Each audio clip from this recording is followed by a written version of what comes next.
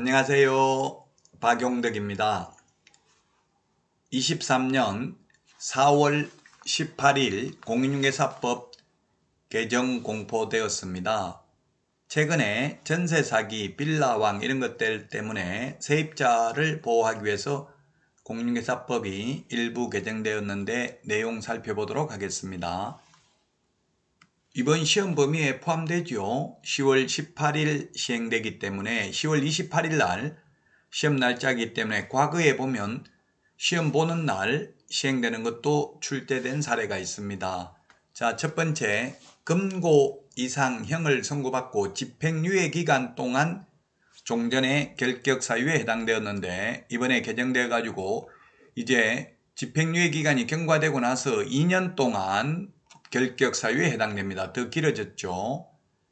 집행유예 기간 동안만 결격 사유 해당되었는데 지금은 집행유예 기간이 경과된 후 2년 동안 결격 사유에 해당됩니다. 그래서 집행유예 기간 경과 후 2년이 지나야 취직하거나 개업할 수 있습니다. 법 제10조에 있고요. 우리 암기 프린터는 31번에 있습니다. 그 다음에 중개보조원 숫자 고용 인원을 제한했습니다. 전세 사기 이런 데 개입된 분들이 누구냐 하면 70%가 중개보조원이라는 통계가 나와 있습니다. 보조원은 자격증을 취득하지 않았기 때문에 법을 잘 모르죠. 이게 위험한 걸. 그래서 이제 중개보조원 숫자는 개업공개사와 소속공개사를 합한 숫자의 5배를 초과할 수 없다. 만약에 사장인 개업공개사 1명 있고 그 다음에 소속공개사 1명, 2명이 있다면 5배면 보조원은 10명을 초과할 수 없다는 이야기입니다. 또 중개보조원은 현장 안내 등 중개물을 보조하는 경우에 중개 의뢰인에게 본인이 중개보조원이라는 사실을 미리 알려야 됩니다. 나는 중개보조원이다 라고 알려야 됩니다. 이제 창피해서라도 이게 자격증을 취득할 수밖에 없는 구조가 되겠네요. 앞으로는.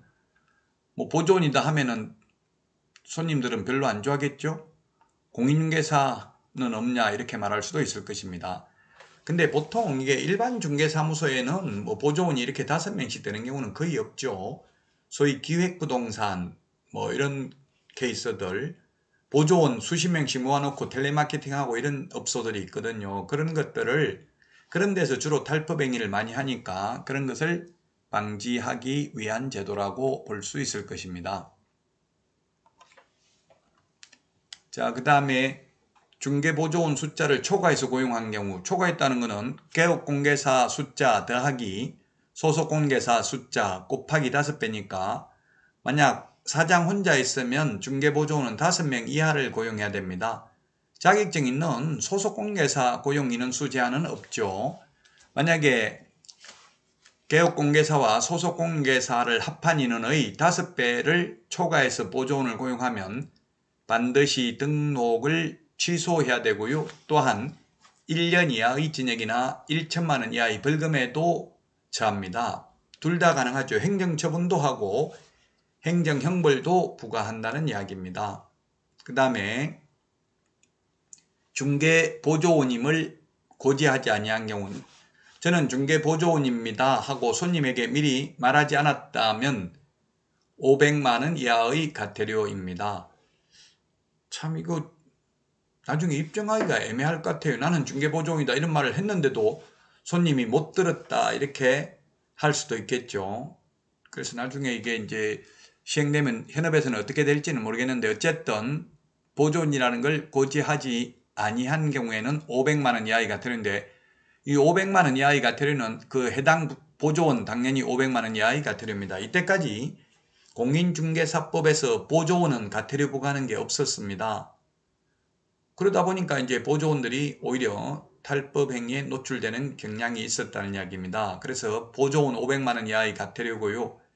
그를 고용한 개업공개사도 500만 원 이하의 과태료입니다. 다만 개업공개사의 경우에는 그 위반 행위를 방지하기 위하여 상당한 주의와 감독을 게을리하지 아니하였다면 과태료를 부과하지 않습니다. 즉 과실이 없다면 과태료 부과하지 않습니다. 법 제15조 2항 고용인의 업무상 행위는 그를 고용한 개업공개사의 행위로 본다라고 해서 직원이 잘못했을 경우 사장은 자기 잘못이 없어도 손해배상을 해야 됩니다. 즉 무과실 책임입니다. 손해배상 책임은. 그러나 양벌 규정하고 이 가태료의 경우에는 과실 책임입니다. 그 위반 행위를 방지하기 위하여 상당한 주의와 감독을 게을리하지 않았다면 가태료 부과 대상이 아닙니다. 자, 그 다음에 주택임대차 계약 체결 시 설명해야 될 사항입니다. 주택임대차 계약입니다. 상가임대차, 토지임대차의 경우는 해당 사항 없습니다. 주택 주로 왜냐하면 이게 전세 사기, 빌라왕 이런 게 다 주택과 관련된 거잖아요. 그래서 세입자들을 영세한 세입자들을 보호하기 위한 조치이니까요. 주택임대차 계약을 체결하고자 하는 경우 설명해야 될 사항이 추가됐는데 확정일자 부여기관에 정보 제공을 요청할 수 있다는 사항을 설명해야 됩니다. 확정일자 부여기관은 동주민센터, 등기소, 등기과, 공정인 사무소에서 받으면 확정일자 받으면 되죠. 그 정보 제공 무슨 정보 제공 요청할 수 있습니까? 확정일자 받은 날, 전입신고한 날, 보증금 이런 것들을 요청할 수 있습니다.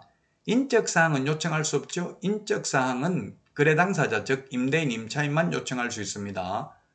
이 임대차 계약 체결하려는 자는 주인 동의 받아서 요청할 수 있습니다. 자, 그 다음에 또 국세, 지방세 열람을 신청할 수 있다는 사실도 설명을 해야 됩니다.